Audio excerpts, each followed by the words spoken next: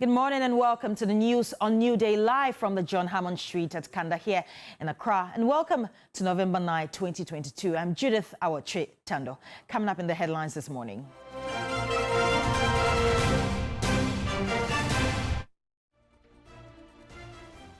President Akufo-Addo advocates for debt of African countries to be swapped for climate interventions.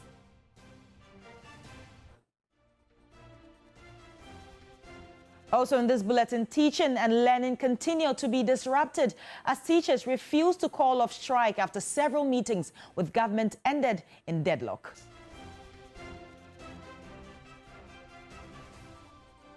Also coming up, economic and tax experts are demanding government scrap certain taxes on fuel to reduce costs of petroleum products.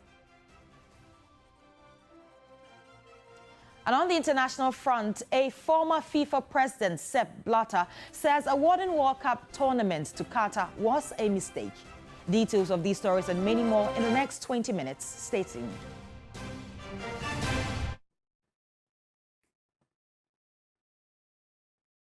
In our first story, President Akufo-Addo has asked rich countries to allow heavily indebted poor African countries to swap their debts with climate interventions. The president said this when he was addressing the world this year's United Nations Climate Change Conference, COP27, in Egypt. We must, as a matter of urgency, mobilize and scale up adaptation finance inflows to ensure that vulnerable countries are able to meet their adaptation needs.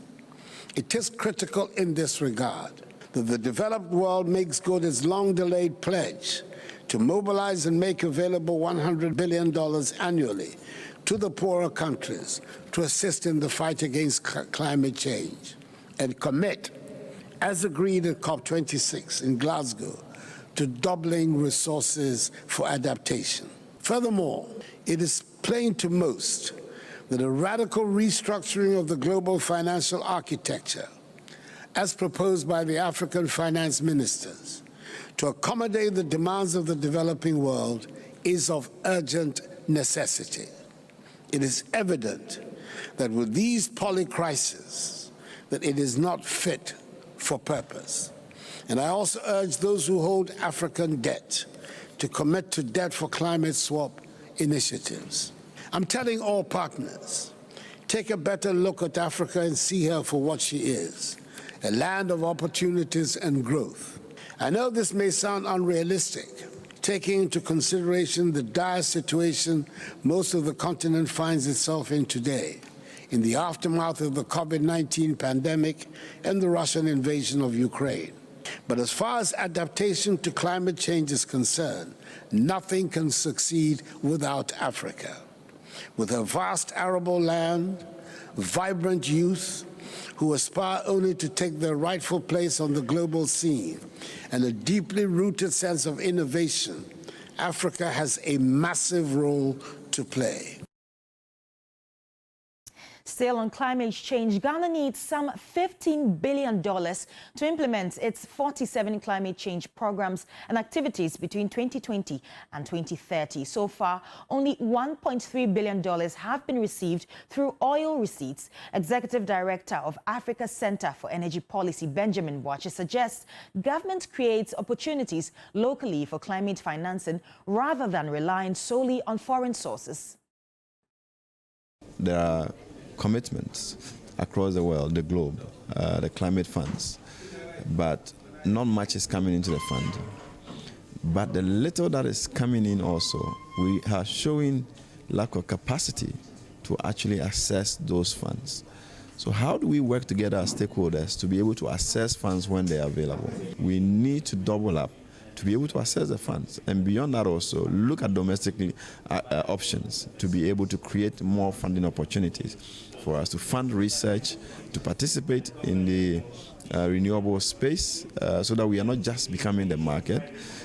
We need to cut back on corruption to be able to optimize our resources to finance the development of new form of energy to meet the needs of the climate poor in our country.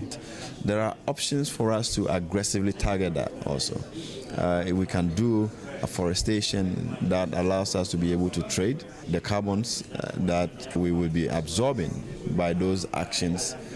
We have a greater opportunity, even with food crops like cassava, for ethanol production, for ethanol for cooking, to reduce our reliance on carbon, and all of that could create more opportunities than we may even see with fossil fuels. So those are opportunities. They really exist. Individuals, businesses, and government can partner to ensure that we can build a portfolio of renewable systems that allows us to trade carbon to countries and businesses that want to offset their carbons from elsewhere. Let's do some sports now. And Felix Afena-Gyan, Mashida Shimeru, and Joseph Pencil have been excluded from Otuado's final Black Star squad for the 2022 World Cup, according to multiple reports. Pencil's possible exclusion will come as a shock to many, as he has been in fine form for KRC Genk this season. The winger has been directly involved in 11 goals from Belgium at 13 Belgium top flight games. Shimeru, who currently plies his trade for Anderlecht, is also expected to miss out. He has made just one appearance in the Black Star shirt, a game which took place in 2017. Felix Afena-Gyan has struggled at new club US Cremonese this season. The 19-year-old is yet to find the net in the Serie A and has played just 158 minutes so far. The positive news for Ghana Premier League fans is the reported inclusion of Hearts of Oak's Daniel Afriye Barnier in the squad. Otuado is expected to officially release his final 26-man squad during this week.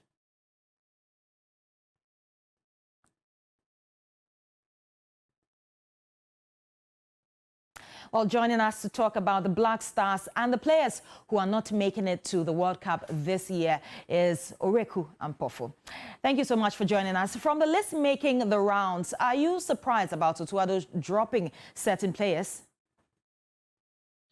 Well, I wouldn't say I'm extremely surprised because he did hint in the September international window when Ghana faced Nicaragua and Brazil that he's already almost made up his mind, essentially saying that he's picked about 70% of the players, and it would take something really good to be able to break into the team.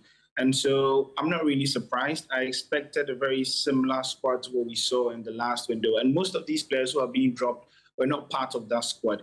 I think the surprising name would be Felix Afena-Gyan. He's been part of Otuado's team since they came for the game against Nigeria. He's featured in almost every game for the Black Stars.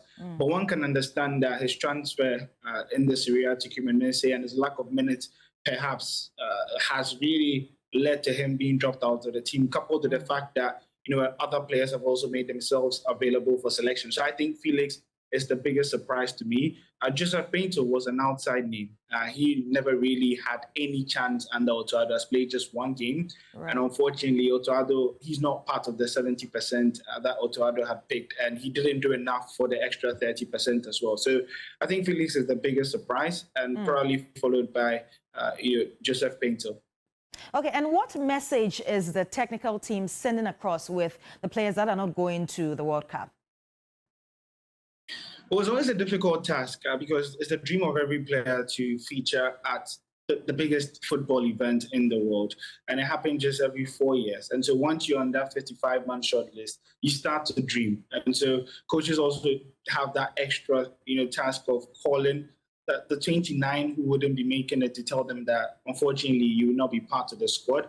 It's a difficult job to do. But the central message to most of the players is the fact that, unfortunately, there are just other players who are much suited to our system currently. So you wouldn't be able to, break into the team. And some players took it well. Other players are a bit disappointed, especially Joseph Painter, who thought he has done enough this season and thinks that he is better than some of the wingers that are being called. Better in the sense that he's scoring and assisting at a faster rate and a better rate than some of the wingers that we're hearing would be in the squad. And so that has been the central message, that there are other options that they are more accustomed to. And unfortunately, they would rather pick them up. For Jeffrey Schlupp, it was a bit dramatic because a member of his agency did, go really livid on social media, insulting the Ghana Football Association, saying that they don't want to hear from the Ghana Football Association anymore. And the message around is that Schlupp was told that Otoado said he just hadn't seen enough of the player to be able to take that risk to put him in the squad just a few weeks to the World Cup. So unfortunately, he will not be picking them. And that's a message that wasn't well received by Jeffrey Schlupp's camp. Lastly, do you have any hope in the squad, and what is your expectation? Well, I do have hope. I do have hope because when we least expected them to reach the World Cup, they managed to, go past that huge mountain of Nigeria, who were so much in form and had all those quality players up front. I think it's just a few things left to tweak in the team to make. Otoado has to be bold. That's the key thing. He has to be bold. I think he has the resources to be able to pull a surprise in Qatar, and a lot will be dependent on how bold he is to make some key decisions. But it's always a World Cup. We've seen Ghana go to the global stage and make themselves count. I think a group of Portugal, Uruguay, South Korea, on paper, it looks difficult, but all these teams have some gaps that if Ghana remain compact and do believe, they could be able, they could, cause an upset. So I'm hopeful that Otoado would be bold enough to make the right decisions. And if he does, I expect the team to at least go past the group stages. Right, thank you very much. And that was my colleague, Rick Wampo, for giving us some updates on the Black Stars and what would be the outcome as well. Now, moving on to some other stories. On the Labour front, government has dragged the striking teacher unions to the National Labour Commission for a resolution after several meetings ended in deadlock yesterday. The teachers want the Director General of the Ghana Education Service, Dr. Eric Nkanta, removed. Executive Secretary of the National Labour Commission, Ofosua Samoa, has urged Labour to maintain peaceful industrial climate. To come, not the striking teachers alone, the Ministry of Employment, Labour Relations, the Ministry of Education and the Ghana Education Service, the teacher unions, all those who were parties to the earlier negotiating table, who were unable to settle their difference, have been asked to appear before the Commission 10 a.m. The education sector is a very important sector. The preschool, I can imagine the number of students who are at home. Parents, uneasy for parents. It's uneasy for us. It's uneasy for you. And most children, when you leave them, you know what can happen. So ordinarily, we were going to sit at 11 o'clock. That's when the commission will, but the commission has decided to come as early as 9 o'clock and make it a priority to, assist.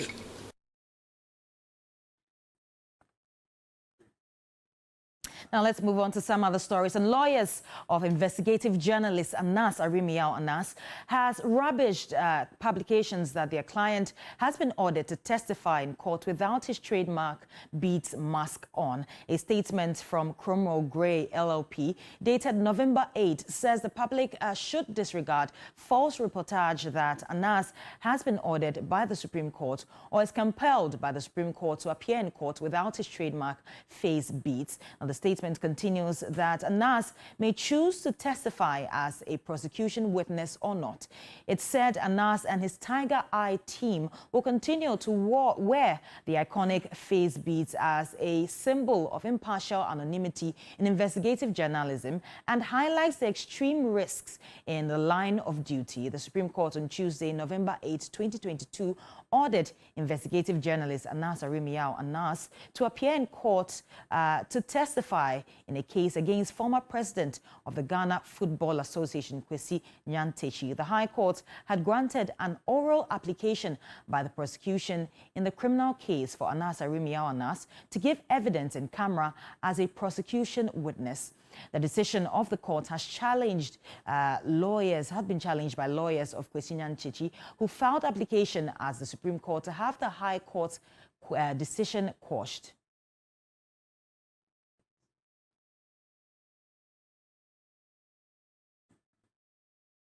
While still on this issue, a legal practitioner, Justice Abdullahi, has said the Attorney General may have to change his tactics if Anas Arimiyaw Anas testifying in open court will present a security threat to the investigative journalist and his assigns. The exception to this general principle are children who are allowed to be, for obvious reasons, to have their evidence taken in camera, or sometimes to hide their identity from the general public for obvious policy good reasons. And so beyond children and other persons who are accepted to be outside of this fold, every other person is mandated to be in plain sight to his accuser and indeed and the other side. So the opposite sides are mandated to know each other, see each other, to be able to confront each other with the evidence that they have. And so this is not an exception. The Supreme Court will not make this kind of decision with respect to, in particular, reference to Anas without any good basis, because I think that we all understand that the principles adopted by Anas are principles that could affect his life and indeed could affect the security of a greater part of what he does and indeed some other persons who are within his fold. He's not under any obligation to testify, but of course, if he's mandated by a court of law to come testify, then he would have to adhere to that order. Anything short of that would either be a contempt of court or would be seen to be obstructing the course of justice, for which reason he may be facing other criminal charges for that matter. I think that if there's a stumbling block which is potentially security threat to the persons that are assisting him in the execution and prosecution of these persons, I think the AG may probably would have to rethink its approach and possibly, if they do not have other options, try to figure out something out of the box. Now, on the economy, tax and economic experts have urged governments to remove taxes on petroleum products. They believe this will help cushion Ghanaians to reduce the level of hardship in the country. Is it possible to reduce some level of taxes in fuel to bring relief to Ghanaians? And this can be done either removing the taxes and using some of our sovereign funds, as has been suggested elsewhere, to cushion Ghanaians as we did during the period of COVID. We supported in many ways. That will still deepen the crisis, but the point is that we need people to keep their heads above water for at least in the short term, 6 months, for things to stabilize, and then we can come back. If you look at the petroleum price buildup, I think another challenge is the tax point. What is the base on which the taxes are imposed? Is it the ex-refinery price or plus all the margins?